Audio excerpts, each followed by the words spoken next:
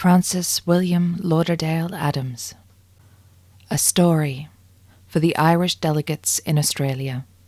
Do you want to hear a story with a nobler praise than glory of a man who loved the right like heaven and loathed the wrong like hell? Then that story let me tell you once again, though it as well you know as I, the splendid story of the man they call Parnell. By the wayside of the nations, lashed with whips and execrations, helpless, hopeless, bleeding, dying, she, the maiden nation, lay, and the burthen of dishonour weighed so grievously upon her that her very children hid their eyes and crept in shame away.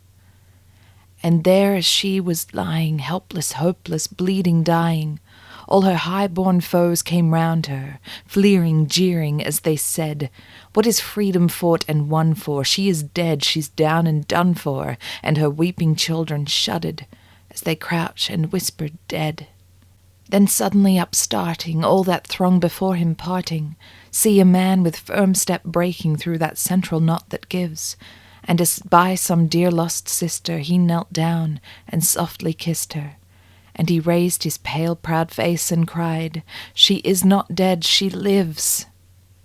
"Oh, she lives, I say, and I here, I am come to fight and die here, for the love my heart has for her like a slow consuming fire. For the love of her low lying, for the hatred deep undying of the robber lords who struck and stabbed and trod her in the mire."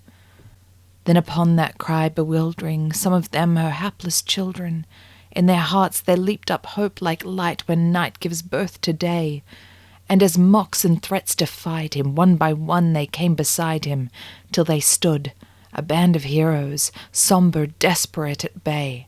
And the battle that they fought there, and the bitter truth they taught there to the blinded sister nation suffering grievously alway, all the wrong and rapine past hers, of the lords and her taskmasters, is not this the larger hope of all, as night gives birth to day?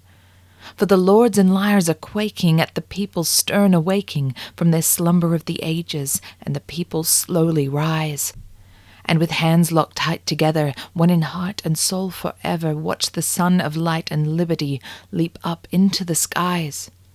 That's the story, with a nobler praise than glory, of the man who loved the right like heaven and loathed the wrong like hell, and with calm, proud exultation bade her stand at last a nation. Ireland, Ireland, that is one name, with the name of Charles Parnell.